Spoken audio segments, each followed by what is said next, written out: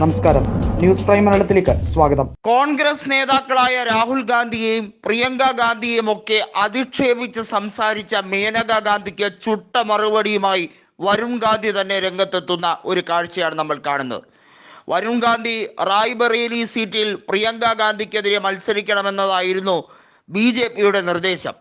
BJPയുടെ ഈ ഓഫർ തള്ളിക്കളഞ്ഞുകൊണ്ടാണ് വരുൺ ഗാന്ധി പറഞ്ഞത്, എനിക്ക് രാഷ്ട്രീയത്തിൽ ഒരു മുന്നേറ്റവും വേണ്ട, എനിക്ക് അങ്ങനെ ഒരു നേട്ടവും വേണ്ട.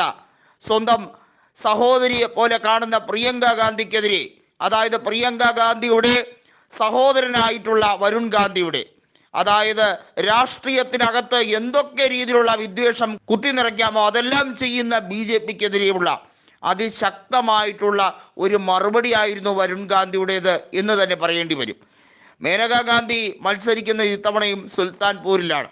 സുൽത്താൻപൂരിൻ്റെ അടുത്ത് കിടക്കുന്ന 2 ലോക്സഭാ മണ്ഡലങ്ങൾ താരമണ്ഡലങ്ങൾ തന്നെയാണ്. എപ്പോഴും അങ്ങനെ തന്നെ ആയിരിക്കും എന്നുള്ളതിൽ ഒരു സംശയവുമില്ല. ഒന്ന് അമേത്തിയും ഒന്ന് റായ്ബറേലിയും. ഈ 2 സ്ഥലവും കോൺഗ്രസ് ശക്തമായി തന്നെ വിജയിച്ചെടുക്കും എന്ന പ്രതീതി ഉയർന്നത് മുതലാണ് വരുൺ ഗാന്ധിയെ അങ്ങോട്ടേക്ക് വിടാൻ BJP നിർദ്ദേശിച്ചത്. എന്നാൽ ഇപ്പോൾ മേനക ഗാന്ധി പറയുന്നത് വരുൺ ഗാന്ധിയുടെ ഈ തീരുമാനം ശരിയാണ്, പക്ഷേ രാഹുൽ ഗാന്ധിയും പ്രിയങ്ക ഗാന്ധിയും ഒക്കെ ഭീരുക്കളാണ് എന്ന വാക്കാണ് ഉപയോഗിച്ചിരിക്കുന്നത്.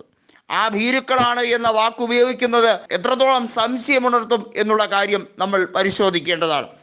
രാഹുൽ ഗാന്ധിയെ പോലൊരാൾ ഇന്ത്യയിൽ എല്ലാ പ്രദേശത്തും നടന്ന് ഭാരത് ജോഡോ യാത്ര നടത്തി ദിഗ്വിജയം നേടി എന്ന് തന്നെ പറയാൻ കഴിയുന്ന വ്യക്തി, ജനങ്ങളുടെ മനസ്സിലാണ് അദ്ദേഹം ഇടം പിടിച്ചിരിക്കുന്നത്. അങ്ങനെ ഒരു വ്യക്തിയെക്കുറിച്ചും അദ്ദേഹത്തിൻ്റെ സഹോദരിയെക്കുറിച്ചുമൊക്കെ ഭീരുക്കളാണ് നിങ്ങൾ എന്ന് പറയുന്നത് എന്തർത്ഥത്തിലാണ് എന്നുള്ളത് മേനകയോട് ജനങ്ങൾ ചോദിക്കുകയാണ്. മേനകയുടെ മനസ്സിലുള്ളത് മുഴുവൻ കുടിപ്പകയുടെ രാഷ്ട്രീയമാണെന്നതും ഗാന്ധി കുടുംബത്തിൽ നിന്നും അവർക്ക് സ്ഥാനമില്ല എന്ന് അറിഞ്ഞ നാൾ മുതൽ തന്നെ അവർക്ക് എന്നും സോണിയാഗാന്ധിയോടും ആ കുടുംബത്തിനോടുമുള്ള ഈർഷ്യയായിരുന്നെന്നും വ്യക്തമാണ്.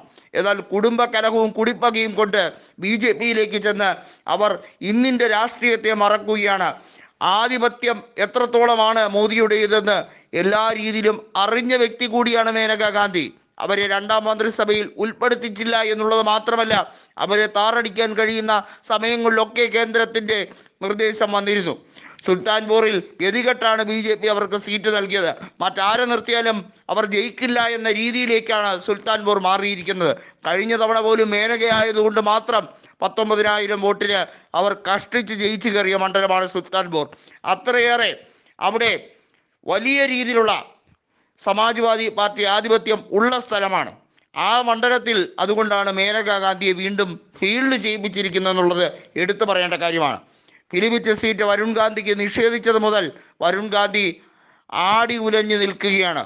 എപ്പോൾ വേണമെങ്കിലും സമാജ്വാദി പാർട്ടിയിലേക്കോ അല്ലെങ്കിൽ അദ്ദേഹത്തിൻ്റെ കുടുംബ തട്ടകമായിട്ടുള്ള കോൺഗ്രസിലേക്കോ മടങ്ങി വരാനുള്ള എല്ലാ സാധ്യതകളുമാണ് ഇപ്പോൾ മുന്നിൽ കാണുന്നത്.